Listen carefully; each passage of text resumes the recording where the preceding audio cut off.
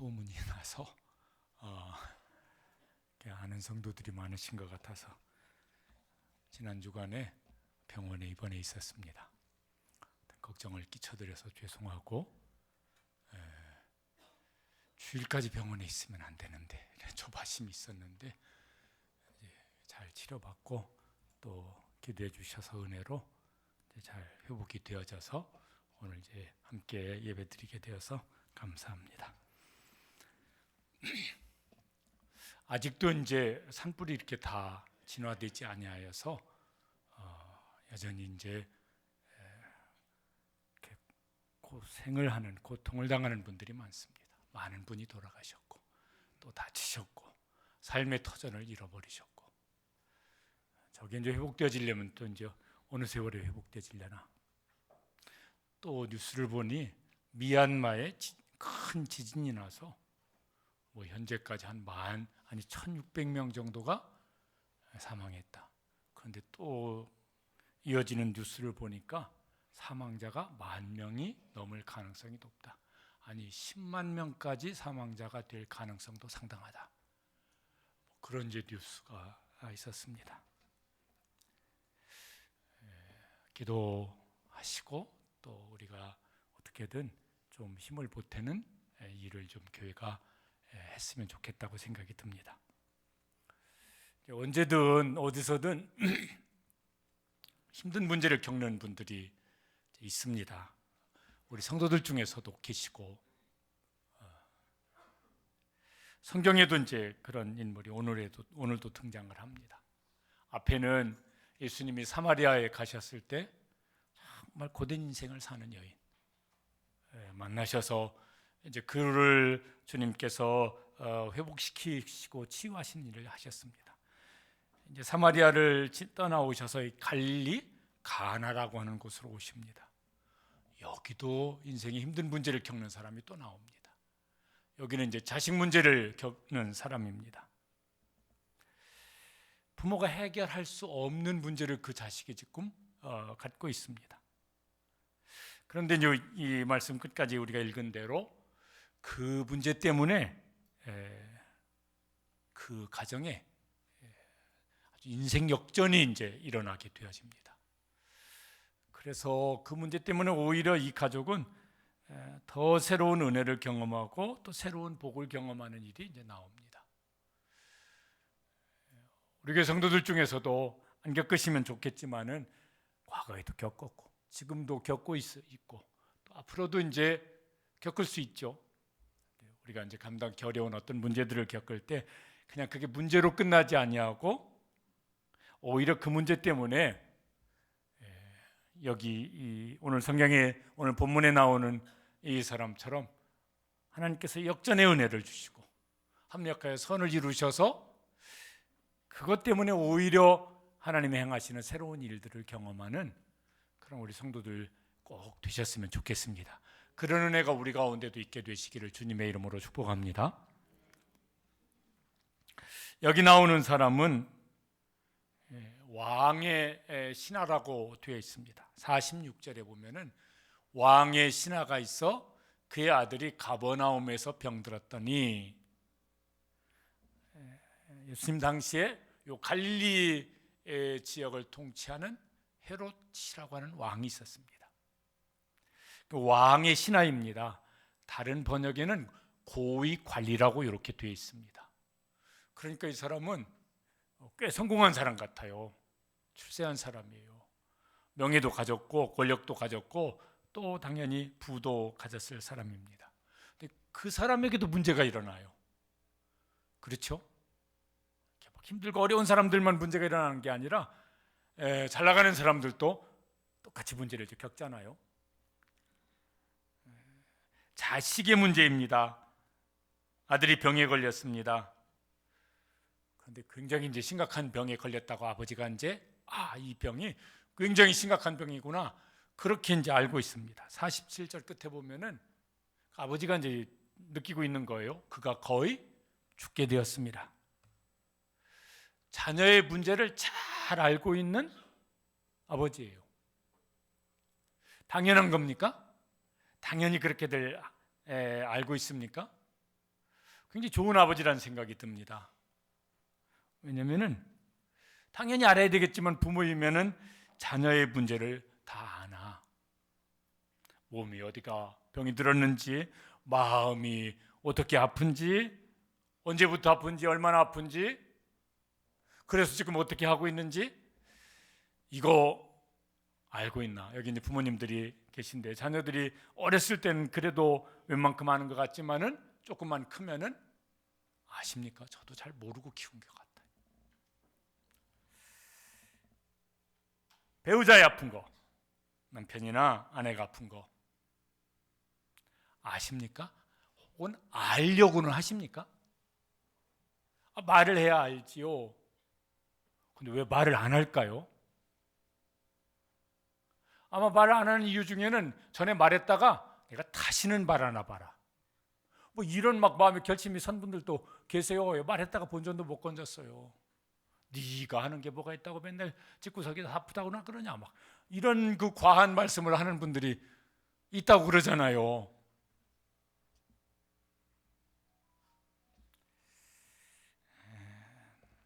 제가 이제 그 4명이 입원해 있었어요.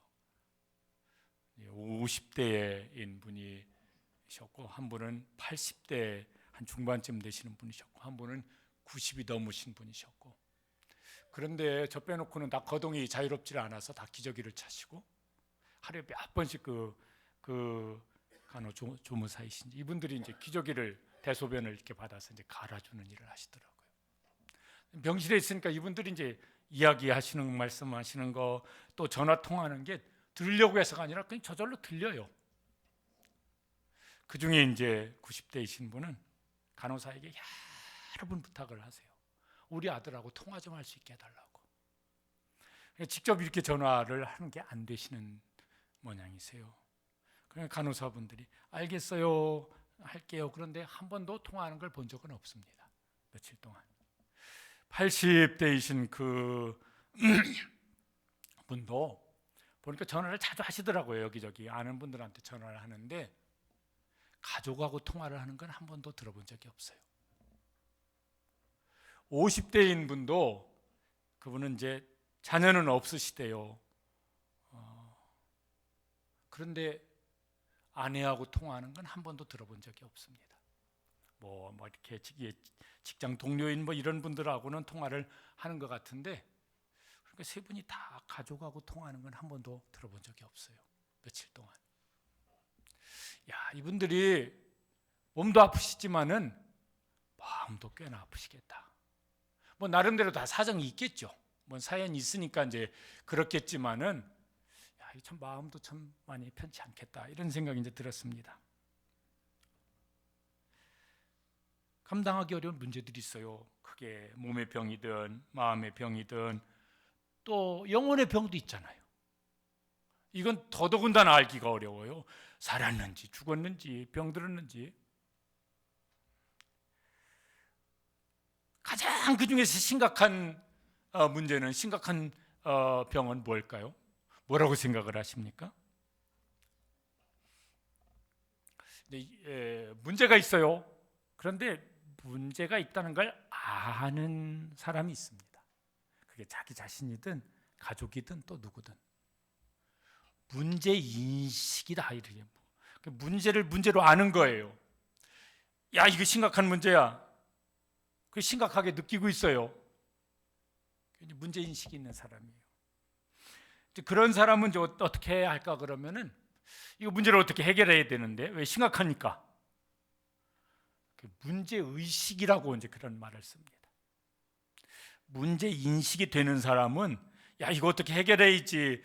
그래서요, 문제 의식을 갖게 되어져요. 왜 그렇게 그런 마음을 가질까?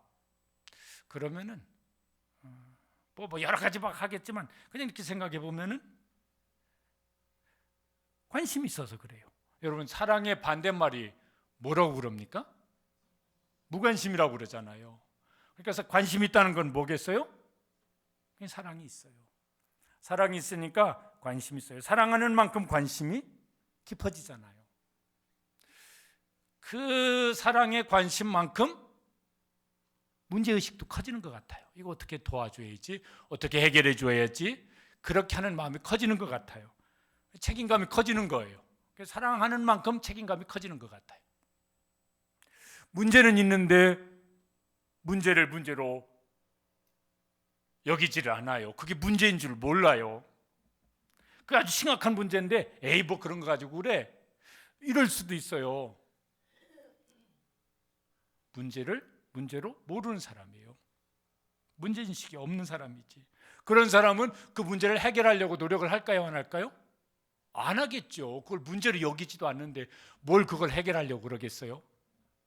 아예 그런 생각조차도 안 하게 되는 것 같아요.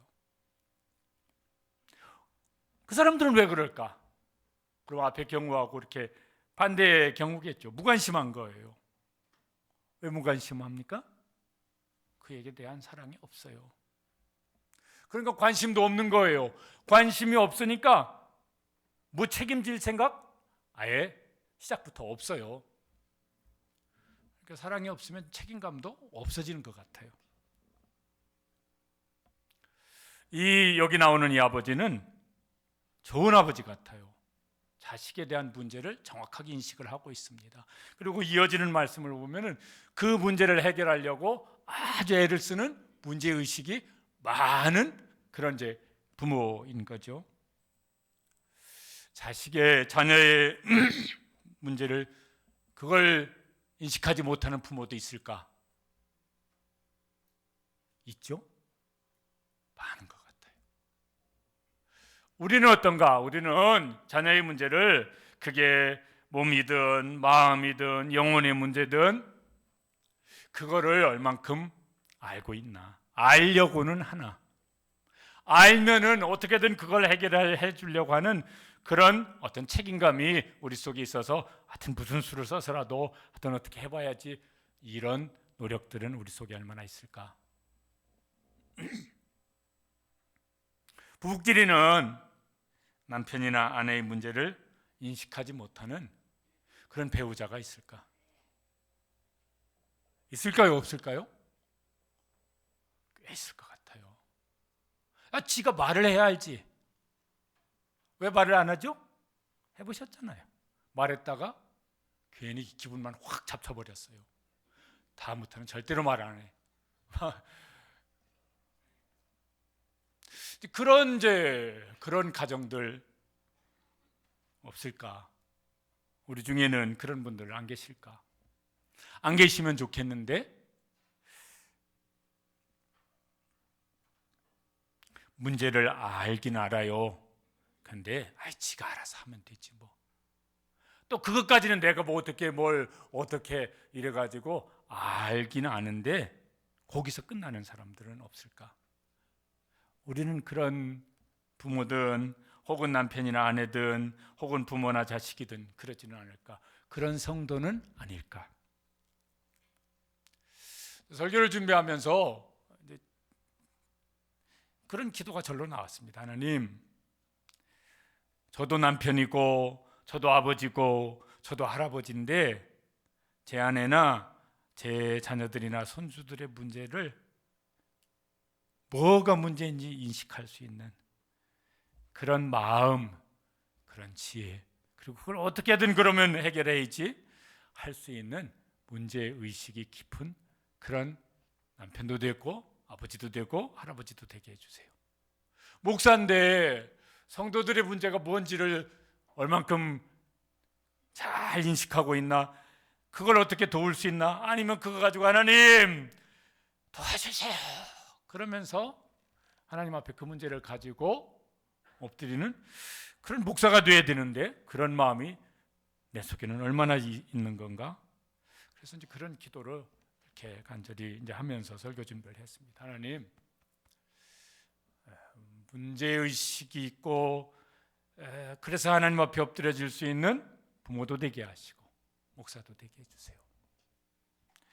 그게 아니면요, 그거 참 가족이라도 삭막하고 교회라도 이게 삭막하고 그렇게 되어질 것 같아요.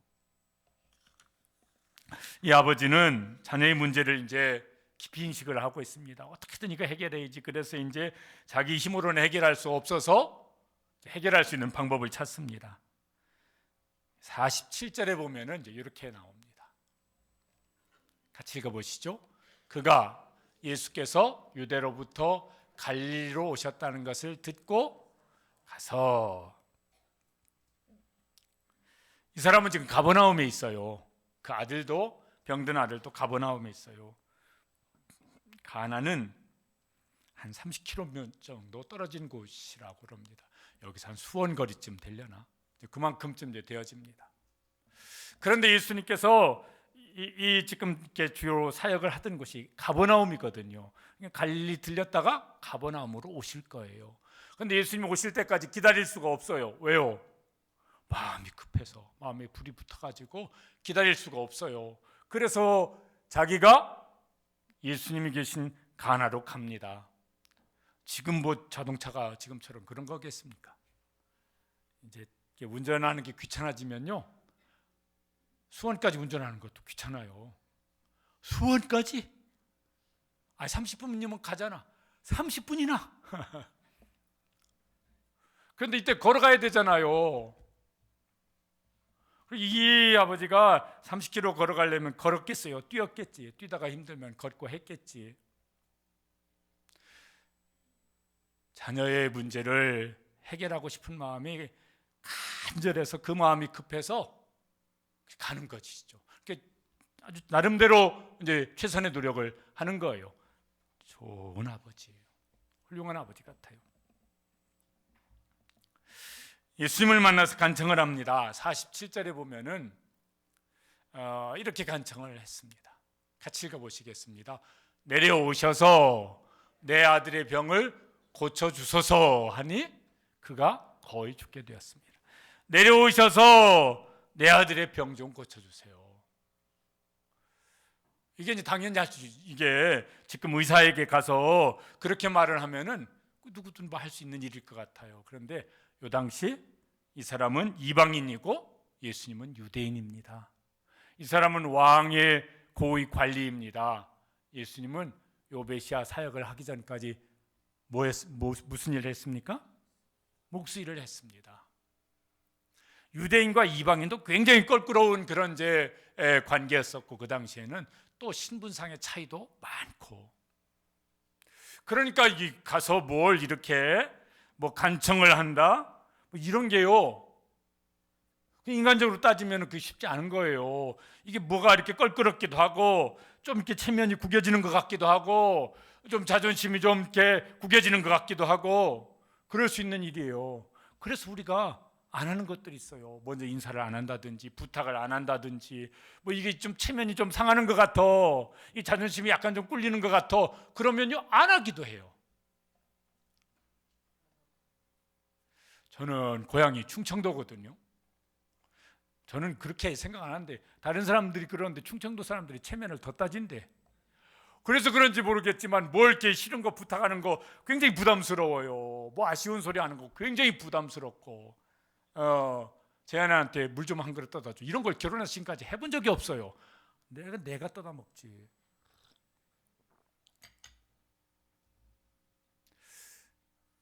그런 거 따지면 그게 이제 이 지금 왕의 신하인 아버지가 뭔 얘기를 하는 것이, 이게 좀 마음이 이렇게 쉽게 허락하지 않을 수도 있었을 것 같아요.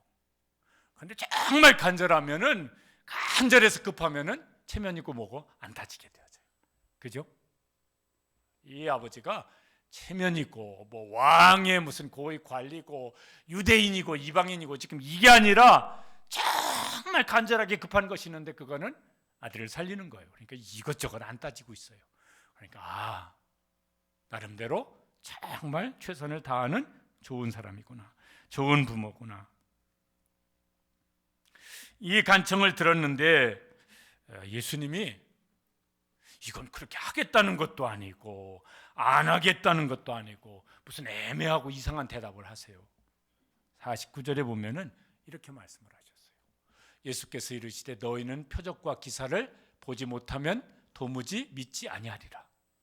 그러니까 이게 무슨 막 표적 기사를 보여주는 거에 대해서 예수님께서 마음이 약간 좀 불편한 어떤 뉘앙스를 이제 그렇게 드러내고 계세요. 너희는 그렇게 말을 한 걸 보면은 이 아버지한테 하는 것도 아니고 거기 지금 함께 있는 사람들 누구에게 말을 하는 것 같아요. 간청은 누가 했는데? 이 아버지가 했는데 이거 뭐 지금 들은 거야 안 들은 거야 못 들은 척 하시는 거야. 이 사람이 뭐 조용하게 소곤소곤 이렇게 얘기했겠습니까? 이 급한데 살려주세요 내 아들 좀 뭐 이렇게 했을 텐데 이 못 들은 채 하시는 것 같기도 하고, 설마 이방인이라고 못 들은 채 하는 걸까? 뭐 설마 이방인이라고 뭐 이렇게 외면하는 걸까? 이런 생각이 들 수도 있었을 것 같아요. 이 아버지가 어떻게 합니까? 에이 기분 나빠, 에이 자존심 상해, 뭐 이래가지고 이렇게 막 획 돌아서서 막 합니까? 여러분 저기 구약성경 열왕기상에 보면은 그 나만이라고 하는 아람 군대 장관이 엘리사 선지자에게 와서 자기 애 나병 고쳐달라고, 그런데 엘리사 선지자가 어떻게 하냐면은 문 밖으로 나오지도 않고 요단강 가서 7번 씻으라 그러니까요 기분이 확 상해가지고 요단강이고 뭐고 우리나라 돌아가자 막 이렇게 막 하는 일이 나와요. 내가 누군데 와가지고 막 인사공손히 하고 막 하고 그리고 막 이렇게 아픈 데서 손을 얹고 뭐 이렇게 기도해 줄 줄 알았는데 코빼기도 안 내밀고 가서 씻으라고 그래? 내가 누군데 말이야. 막 이런 모습이 나와요. 그 사람들 속에 있거든요. 좀 심한 사람은 또 저 심하겠지만은 이 아버지는 좋은 사람이라니까. 그렇게 예수님이 뭐라고 말씀하시니까 더 간절해집니다. 49절 말씀. 이러면 자막이 얼른 떠야 되는데 다 같이 저 아버지의 마음으로 다 같이 한번 신하가 이르되 거기서부터 읽어보시죠. 주여 내 아이가 죽기 전에 내려오소서. 한 번 더 주여 내 아이가 죽기 전에 내려오소서. 목소리 요만큼 했을까요? 훨씬 크게 했을 것 같아요. 주여 내 아이 살려주세요. 한 번만 말했을까요? 안 그랬을 것 같아요. 몇 번이고 막 10번이고 20번이고 했을 것 같아요. 주여 내 아이 살려주세요.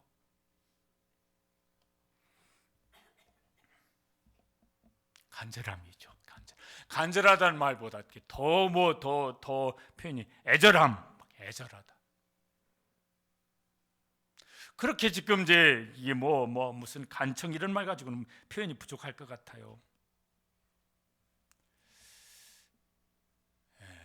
이런 부모가 있다면 자식에게 무슨 문제가 생겨도 그 자식은 희망이 있다고 믿습니다.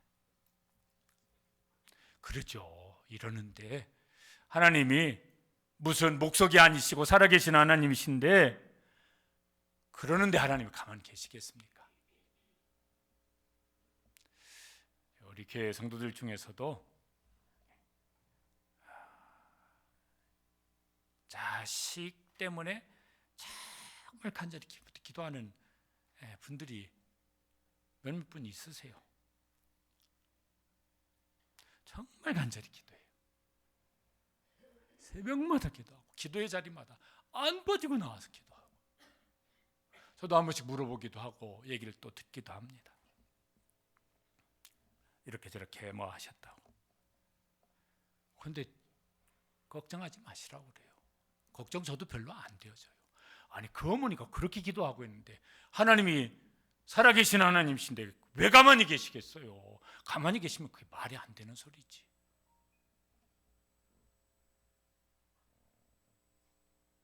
그런데 그런 부모들이 많아야 되는데 그런 아버지들이 있어야 되고 그런 어머니들이 있어야 되는데 가만히 계시는 분들은 집에서 이불 뒤집어 쓰고 비몽사몽간에 기도하시는 건가? 모르겠어요.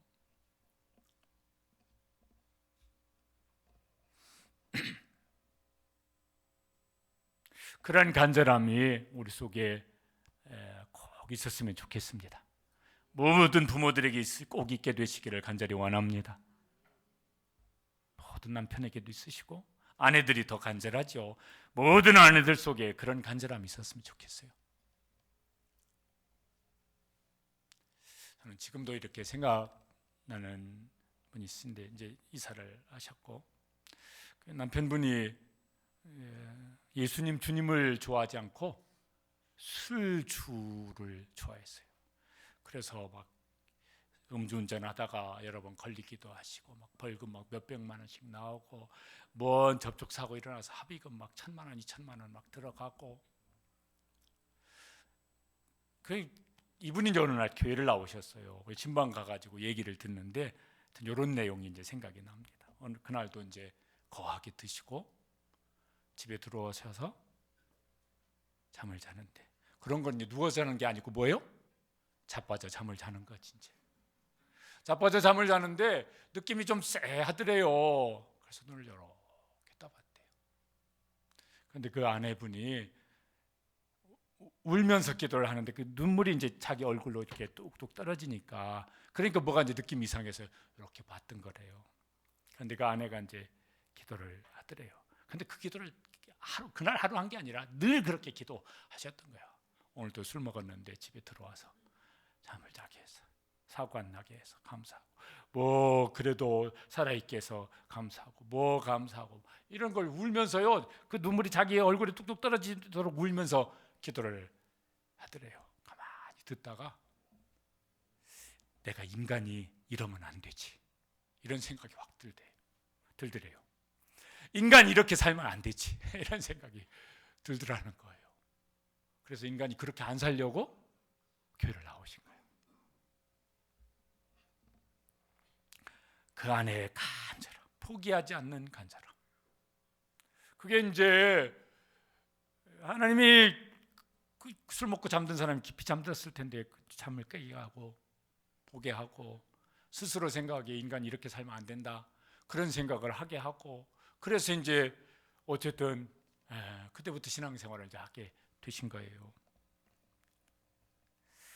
부모도 좋은 부모가 되셨으면 좋겠고 남자분들은 좋은 남편이 되셨으면 좋겠고 아내분들은 이런 간절한 아내들이 꼭 되시기를 정말 간곡하게 부탁을 드립니다. 싸워봐야 뭔 소용이 있어요. 내 입 아프고 네 입 아프고 내 귀 아프고 네 귀 아프고 마음만 더 굳어져가지고 너하고 얘기해봤자 아무 소용도 없어. 그러고서는 전화 한 통화도 안 하고 이러면 이게 얼마나 삭막하겠어요. 가정이 그러면 교회가 그러면요 그것처럼 힘든 게 어디가 있겠어요. 예수님께서 이제 왜 막 이렇게 막 내려오셔서 좀 우리 아들 좀 살려주세요, 내 자식 좀 살려주세요. 그런데 왜 딴 얘기처럼 그렇게 하셨을까? 그 예수님이 막 이렇게 정신이 왔다 갔다 하셔서 그러셨을까? 그럴 건 아닐 거 아니겠어요. 뭔 의도하신 바가 있었을 거예요. 그렇게 하면은 반응이 어떨까? 뭐 이런 걸 한번 확인해 보고 싶으셨을 것 같아요. 이 비슷한 사건이 마가복음 8장에 보면은 나오는데 거기는 아버지가 아니고 어머니입니다. 딸이 귀신 들렸습니다. 예수님께 찾아와서 내 딸 좀 살려달라고 아주 애걸복걸하면서 예수님한테 부탁을 합니다. 그랬더니 예수님 입에서 나와서는 안 될 소리가 나왔어요. 야, 저건 예수님 입에 다른 사람 입에서 나와서도 안 될 소리지만 예수님 입에서는 나와서는 안 될 소리예요. 뭐라고 말씀하십니까? 자녀의 떡을 취하여 개들에게 던짐이 마땅치 아니하니라. 지금 그 이방 여인 그 어머니 와서 자식 살려달라고 통사정하며 간청하는 그 어머니를 뭐라고 말을 하고 있어요? 개라고 말을 하고 있어요. 그 유대인들이 이방인을 개로 그렇게 얘기했다고. 근데 그 예수님 입에서 그런 말씀이 나오면 안 되잖아요. 이 여인이 그냥 막 이렇게 그냥 듣는 거로 생각을 하자면은 아니 저 예수님이 이런 막말을 하다니, 아니 이런 막 이게 막 성질나는 거로 하면 이런 개 같은 소리를 하다니 막 이럴 수 있었을 것 같아요. 그래가지고 막 열불이 나가지고 획 돌아갈 수도 있었을 텐데 이 어머니 마음속에는 하나밖에 없어요. 뭐밖에요? 그 자식 살리겠다는 마음밖에 없어요. 그러니까 그런 소리든 저런 소리든 뭐라고 대답하냐면 그 다음 28절에 보면은 저렇게 대답을 합니다. 주여 올소이다마는 상 아래 개들도 아이는 그 집 주인의 자녀들을 가리키는 것인데 먹던 부스러기를 먹나이다. 저는 자녀가 아니고 그 집에 있는 개같이 여기신다면은 저는 그게 맞지만은 그래도 살려주십시오. 이런 말인 거예요. 그 다음 29절에 예수님이 이제 하시는 말씀이 나옵니다. 저렇게 말씀하셨습니다. 이 말을 하였으니, 그게 앞에 있는 내용들이잖아요. 나는 개가 어쩌고 저쩌고 말을 했고, 너는 개라고 여겨도 좋으니 내 자식 좀 살려주세요. 네가 그렇게까지 말을 했으니 가라. 살았다. 네가 거기까지 그런 마음으로 그렇게까지 말을 했으니 내가 너한테 무슨 말을 더 안 들어도 되겠다. 돌아가라. 네 자식 살았다. 이렇게 이제 말씀을 하시는 거예요. 이 아버지에게도 예수님께서 뭘 보고 싶으셨던 것 같아요. 네가 어디까지가 네 속에 진심이 있는지 내가 한번 보고 싶다. 들어보고 싶다. 이 어머니에게도 그러셨던 것 같아요. 우리에게도 늘 그러신 건 아니겠지만은 어떤 때는 그렇게 해보시는 게 아닐까. 다음 주에 설교할 내용이 있지만은 어떤 때는요, 우리가 주님 앞에 나가기 전에 주님께서 먼저 찾아오셔서 그에게 은혜를 베푸시고 그를 치료하시고 이런 사건도 성경에 나와요. 그런데 어떤 때는 이런 일도 있으시다니까요. 아니, 왜 예수님이 저런 말씀을 다 하시는 거예요? 다른 사람도 아니고 예수님이 어떻게 예수님이 그렇게 표현을 하면 안 되지만 저런 막말을 다 하시는 거예요. 어떻게 이런 일이 일어날 수가 있어? 이런 말을 할 수가 있어? 근데 예수님께서 막 신보가 고약하시고 막 이상한 분이 아니시잖아요. 뭔가를 한번 확인해 보고 싶으신 거예요. 어디까지가 내 진심인지, 내 진심의 바닥이 어디까지인지 내가 한번 좀 보고 싶다. 확인해 보고 싶다. 그런 걸 하실 때가 있으신 거죠. 그리고 사람도 어떤 때는 저 사람 진심을 좀 한번 확인해 보고 싶어요. 말은 그렇게 하는데 무슨 행동은 그렇게 하는데 저 사람 속에 저 바닥에 있는 저 사람 진심 뭘까? 그거 한번 궁금할 때가 있잖아요. 어떤 때는. 예수님이 그것을 그의 말로 그의 행동으로 드러날 때까지 한번 예수님께서 기다리시면서 보실 때가 있으신 것 같아요. 우리 속에 그런 진심이, 그런 포기하지 않는 간절함, 그게 이 아버지처럼 그 이방인 어머니처럼 그게 오늘 우리 속에 있는 그런 부모도 되시고 그런 가족도 되시고 성도가 되시기를 주님의 이름으로 축복합니다. 그게 있어야 되겠어요. 주님께서 그걸 원하실 때가 있으니까. 감당하기 어려운 문제를 만날 때 사람들은 이제 이런 반응을 보이는 것 같아요. 어떤 사람들은 이게 속담에 있는 말인 것 같은데, 속담인가? 오르지 못할 나무는 쳐다보지도 말라. 또 어떤 사람은 반대되는 말도 있어요. 10번 찍어 안 넘어가는 나무 없다. 어떤 게 잘하는 걸까요? 어떻게 하는 게 지혜로운 걸까요? 아니, 사람들은 네 한계가 거기까지밖에 안 되는데 뭘 하겠다고 그래. 우리 지금 형편이 이거밖에 안 되는데 뭘 하겠다고 그래. 그래서 이런저런 말을 할 수 있다고 생각이 되어지는데 우리는 신앙 고백하잖아요. 첫 소절, 전능하사 천지를 만드신 하나님 아버지를 내가 믿사오며, 그 믿음이, 그 신앙 고백을 하는 우리는 어떻게 하고 있나, 어떻게 해야 할까? 우리 속에 이것도 막 억지로 해야 되겠습니까? 믿음도 주시고 은혜도 주시고 그런 간절함도 주시는데 이 아버지처럼, 그 어머니처럼 그 믿음, 그 간절함, 그 포기하지 않는 그 절박함, 이런 은혜와 힘도 우리에게 주시기를 간절히 원합니다. 그리고 이제 한번 뭐가 나가 봐야지. 이제 하나님이 뭘 하시는지 한번 봐야지. 이제 하나님께서 그 문제 속에서 뭘 하고 계시는지 한번 봐야지. 여기 이제 예수님께서 이 아버지의 그 포기하지 아니하는 간청을 들으신 이 예수님이 드디어 이제 한 말씀 하십니다. 50절 말씀 보면은 이렇게 말씀을 하세요. 50절 같이 한번 읽어보시죠. 가라, 내 아들이 살아있다. 한 번 더요. 가라, 내 아들이 살아있다. 우리에게도 저 말씀 하고 싶으실까요? 너는 아니라고 그러실까요? 우리에게도 하고 싶으시겠죠. 가라! 살아있다! 가라! 그 문제 해결되어져 있다. 그때까지는 주님이 그렇게 우리에게 말씀하실 때까지는 그때까지는 포기하지 마시기를 바랍니다. 그때까지는 기도를 중단하지 마시기를 바랍니다. 그때까지는 아직 기도해야 될 때거든요. 포기하지 말고. 예수님이 직접 가시지 않고 이 아버지에게, 이 아버지 처음에 요청한 건 뭐냐면 내려오셔서 함께 가셔서 저기 지금 우리 아들 고쳐주세요 그랬었는데 함께 가시지 않고 그냥 가라고, 살아있다고 말씀하세요. 왜 그러셨을까 이유는 모르겠지만은 한시라도 빠르게 그 아들이 회복되기를 바라서, 가려면 또 한참 가야 되니까 그러셨을 수도 있겠고, 아니면은 예수님 말씀만 하셔도 저기서 역사는 일어날 거니까 그러실 수도 있었겠고, 또 이 아버지를 보니까 그만한 믿음이 이제 있다고 보셨던 것 같아요.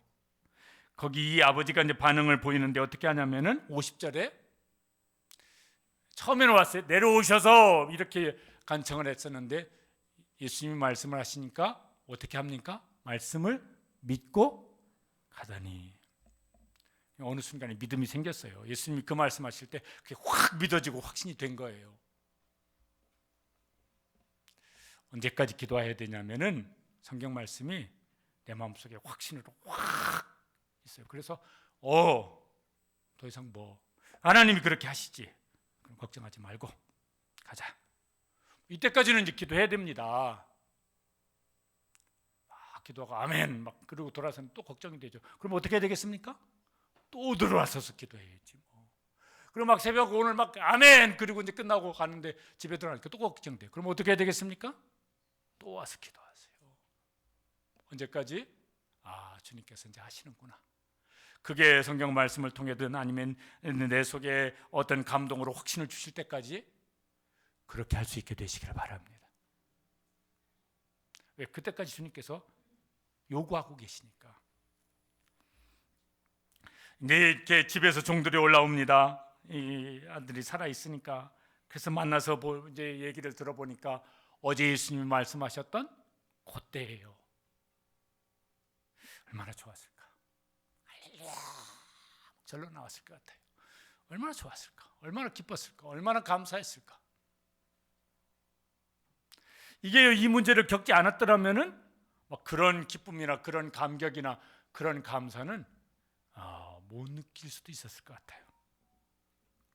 또 이 이제 아들은 그게 주님께서 살아났다고 말씀하셨기 때문에 살아나는 것이기도 하겠지만은 또 다른 면에서 보면은 포기하지 않는 누구 덕분에?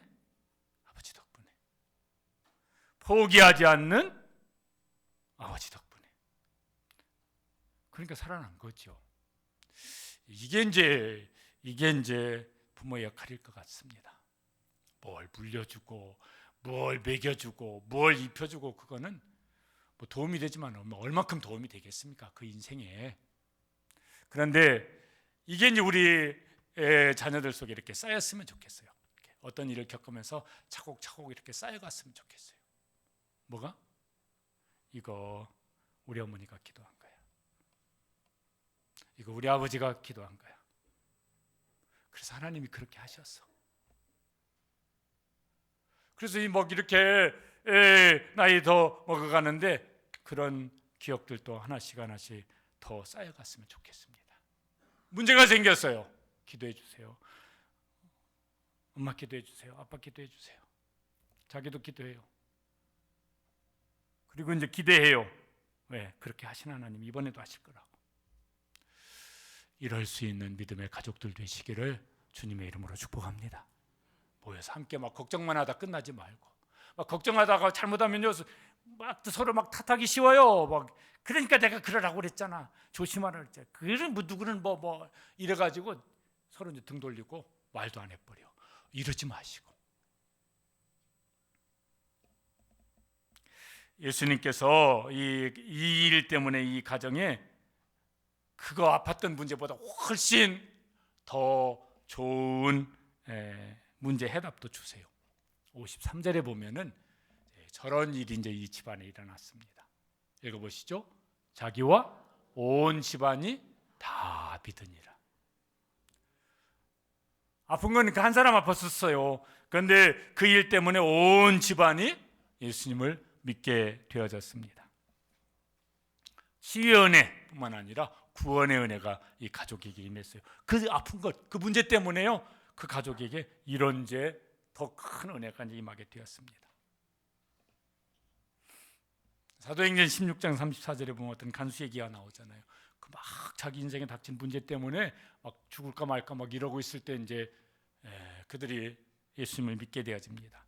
16장 34절에 보면은 그 집안이 이제 저렇게 됐다고 나와요. 그와 온 집안이 하나님을 믿음으로 크게 기뻐하니라. 역전의 은혜죠. 역전의 행복인 것입니다. 살면서 이제 감당할 수 있는 문제들이 우리 앞에 많이 있습니다. 그건 이제 감당해야죠. 기도하고 노력도 하면서 포기하지 말고 감당해야죠. 그런데 이게 내 힘으로는 이거 계산도 안 돼. 이거 감당할 길이 없어. 그때가 중요합니다. 그때는 내 때가 아니라 누구의 때? 하나님의 때예요. 그때는 예수님의 때예요. 하나님이 개입하셔서 뭔가를 해야 될 때예요. 그 대신 우리가 할 일은 뭡니까? 하나님께 맡겨드리고 하나님이 일하실 때까지 간구하든 간청을 하든 애원을 하든 뭘 하든 이제 하는 거죠.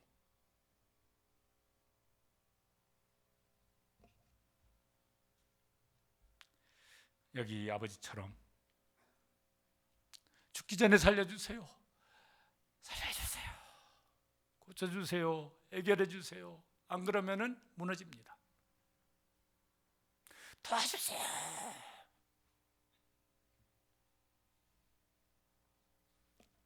그러면서 주님께서 그 문제에 대한 답도 주시지만은 오늘 여기 가정처럼 그보다 더 큰 은혜를 베풀어 주시고 더 좋은 해답을 주시는 은혜도 경험할 수 있게 되시기를 주님의 이름으로 축복합니다. 행복한 전도 축제 주제를 진심이라고 정했어요. 진심으로. 부모님 여러분, 진심으로 전심으로 자식을 살려보십시다. 남편이 안 믿어요. 술만 먹지 말고 교회 나와. 이런 소리 하지 마세요. 꼴 보기 싫어서 더 가기 싫을 거예요.